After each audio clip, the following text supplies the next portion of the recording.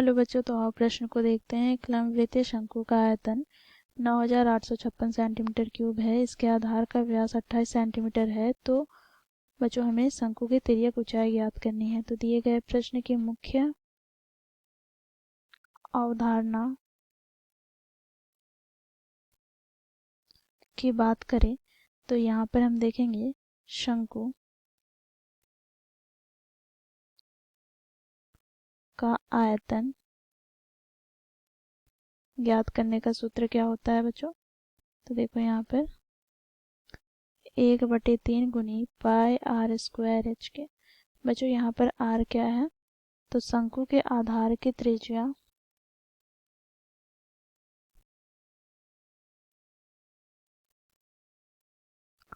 बच्चों एच क्या है, तो शंकु की ऊंचाई। अब बच्चों यहाँ पर शंकु की हम तिर्यक ऊंचाई की बात करें तो तिर्यक ऊंचाई को बच्चों हम L से प्रदर्शित करते हैं।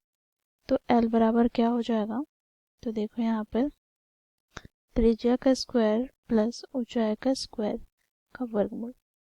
तो दिए गए प्रश्न को बच्चों इस मुख्य अवधारणा की सहायता से हम हल करेंगे।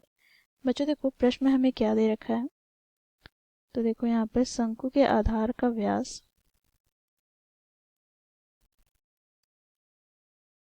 जिसे हम d से प्रदर्शित करते हैं, यह हमें दे रखा है 28 सेंटीमीटर। तो यहाँ से बच्चों हमें त्रिज्या प्राप्त क्या हो जाएगा, अर्थात r बराबर हमें प्राप्त हो जाएगा d/2 अर्थात 28/2 अर्थात 14 सेंटीमीटर। ठीक है। अब बच्चों यहाँ पर हमें शंकु का आयतन दिया गया है क्या, तो इसे लिख लेते हैं। क्योंकि शंकु का आयतन हमें दिया गया है 9856 सेंटीमीटर क्यूब।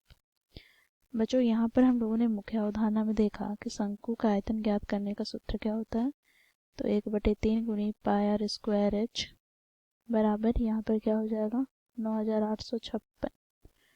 बच्चों यहाँ पर हम मान रखेंगे तो 1/3 गुनी पाई का मान 22/7 गुना यहाँ पर आर का स्क्वायर।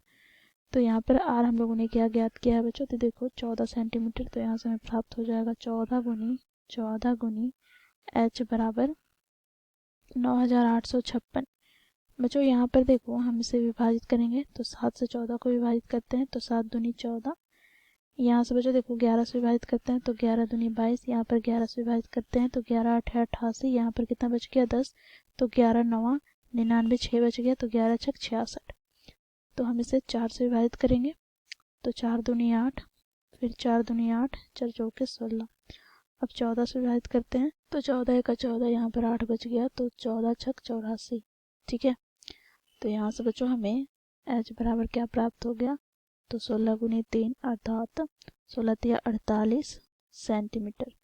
अब बच्चों यहाँ पर हमें तिर्यक ऊंचाई ज्ञात करनी है, तो इसके लिए लिखेंगे तिर्यक ऊंचाई जिसे बच्चों हम L से प्रदर्शित करते हैं। तो L बराबर क्या हो जाएगा, तो वर्गमूल त्रिज्या का स्क्वायर प्लस ऊंचाई का स्क्वायर अर्थात h का स्क्वायर। तो वर्गमूल यहाँ पर बच्चों त्रिज्या कितना दे रखा है, तो 14। तो 14 का स्क्वायर प्लस बच्चों h हम लोगों ने क्या ज्ञात किया है, तो 48 का स्क्वायर। अब बच्चों देखो यहाँ पर वर्गमूल 14 का स्क्वायर क्या होता है, तो 196 प्लस बच्चों 48 का स्क्वायर हम याद करेंगे तो ये हमें प्राप्त क्या हो जाएगा, तो 2304।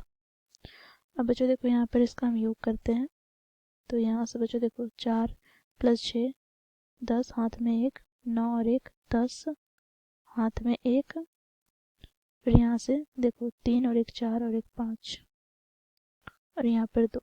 तो बच्चों देखो यहाँ पर 2500 को वर्गमूल से बाहर निकालेंगे तो 25 को वर्गमूल से बाहर निकालते हैं तो 5, और बच्चों देखो 100 को वर्गमूल से बाहर निकालेंगे 10 अर्थात 50 हमें यहाँ पर प्राप्त हो गया तिर्यक ऊंचाई। तो इस प्रकार बच्चों हम लोगों ने दिए गए प्रश्न को मुख्य अवधारणा की सहायता से हम लोगों ने तिर्यक ऊंचाई अर्थात L ज्ञात किया, जो कि 50 सेंटीमीटर है। आशा करती हूँ आप लोगों को यह प्रश्न समझ में आया होगा। धन्यवाद।